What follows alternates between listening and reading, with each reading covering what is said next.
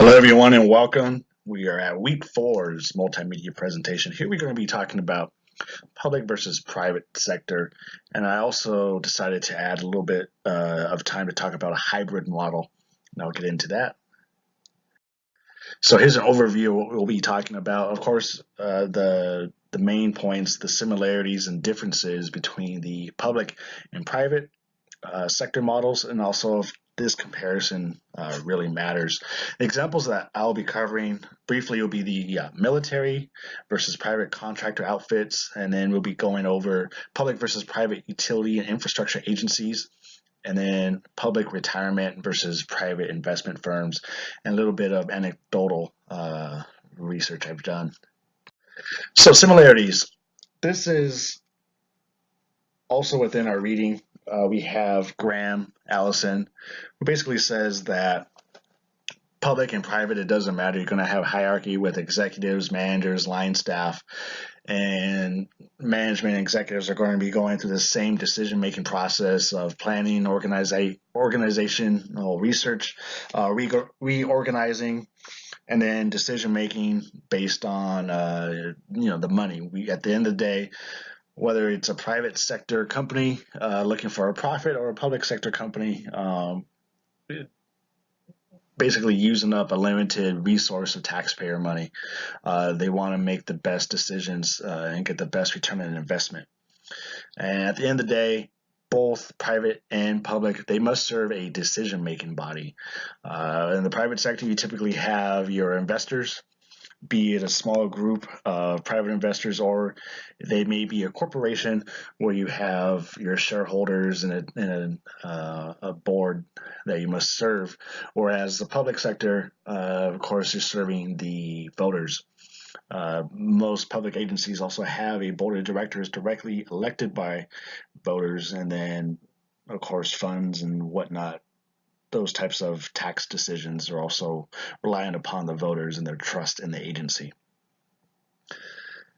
Differences we have are spending decisions.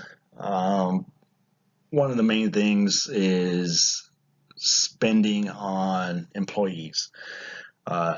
Looking from personal example, I worked at the county of a certain county agency, and they had their public pension with their retirement department.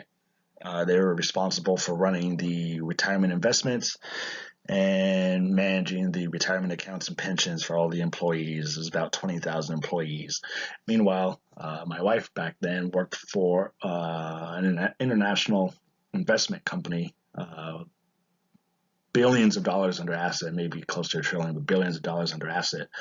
And the way that they treated the employees was vastly different because, one, the public retirement organization, they were, at the end of the day, part of the county, and the county was on the receiving end of taxpayers' dollars. Whereas the private company, they received money voluntarily from voluntary customers. So one of the main things was how they invested in the employees differently. So at the county level, employees had to pay for their own water, had to pay for their own coffee. Everyone had pretty much run-down chairs, old computers, and to some extent it got in the way of the employees being able to do the job. Whereas at the private firm, everything was top of the line, brand new computers, brand new ergonomic workstations, beautiful campuses. They had their own garden and chef on site. And it makes a difference as far as employee morale. One of the common, we all hear stereotypes of public agencies is that they're very inefficient. They could do the job much better. The private sector is all about maximizing that return on investment. They can do it. Maybe it's not so much the private versus public, the people in the private are just that much better. It could just be a morale issue. We have this little graphic here, treat employees like they make a difference, and they will. Because the public sector is at the discretion of taxpayers, at the will of taxpayers, and they also have to be transparent. The taxpayers are a little bit less forgiving, I would say, on the public sector if they were to up and decide to buy all employees a brand new workstation and chair, even though the result will be improved morale and efficiency. And another difference is the rules, regulations, and restrictions. So we have military and private contractors, and one of the controversies that arose was I don't know if anyone's familiar with this private contractor called Blackwater, now renamed as Academy. They got into some trouble about 10 years ago in Iraq and Afghanistan for not conforming to the rules of engagement, rules of war, and got caught up in basically what they called a culture of lawlessness. Whereas our military, they must adhere to the rules of engagement. And of course, that doesn't mean that our Army and Marines did not have a couple of what you call snafus, where innocent people, bystanders may have been killed unjustly, but there is an official court-martial system to deal with that. Whereas with these contractors, a lot of people are complaining there was lawsuits that arose where they didn't have to answer to the U.S. military system because they're basically a private contractor operating on an international scale. So they didn't have to answer to the U.S. military. So that was one of the issues that came up, and the difference is the rules, regulations, and restrictions. And that brings us to the next question: it doesn't matter. I mentioned before the issue of employee morale and how it could serve to enhance customer service and increase efficiency. So when you're serving the public and at the will of the public, who some may support the public agency, and at the end of the day, some may not support the public agency, but they are still a customer, you're going to have to deal with that backlash, that fight from those unwilling customers where they say a water company is just forced upon them. We have, as one of our texts mentions, how people are upset with where the highways are located, where the roads and riverbeds and all the infrastructure is located. There's going to be issues at every level because not everyone is a willing customer. The public agency is just forced upon everyone. Whereas in the private sector, you have 100% buy-in. People may not be 100% happy with a company, but if they are basically a customer of the company, that means they are choosing to be so. So they have that buy-in off the bat. And then part two, we have the public-private hybrid model, I will call it.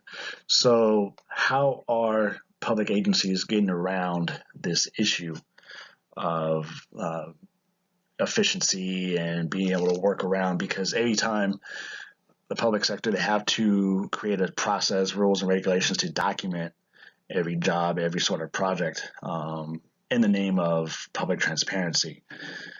One thing they could do is work on or hiring contractors and consultants, people from the private sector to help them out with the workload. And that way people don't have to worry about our public funds going towards projects. Say you hire a team to take care of a surveying project on a particular project, you're going to hire people for that project. And if they're a public employee, they have their probationary period, then they have ownership of that position after the probationary period, and due process is necessary to basically let go of these public employees. Their job becomes their property. So they're kind of locked in to those positions for the long term, even after the project may be done and over with. So to combat that issue, they hire contractors and consultants to help them out in the short term. They pay them a little bit more, but they get the project taken care of, and then they don't have to worry about continuously funding this position because the contract is over. And then same thing, private companies are also hiring public sector services. Going back to my position with the county, we had our surveyors were highly demanded by private sector, and that was because there was a government agency. They were more familiar with navigating the rules, regulations, getting all the permits and whatnot, and we already had the right-of-ways and easements taken care of, so that way the private companies didn't have to worry about that, but hiring these public agencies to do those types of construction infrastructure jobs. And that's it. Now we have just the references. Thank you for your time, and see you guys next week.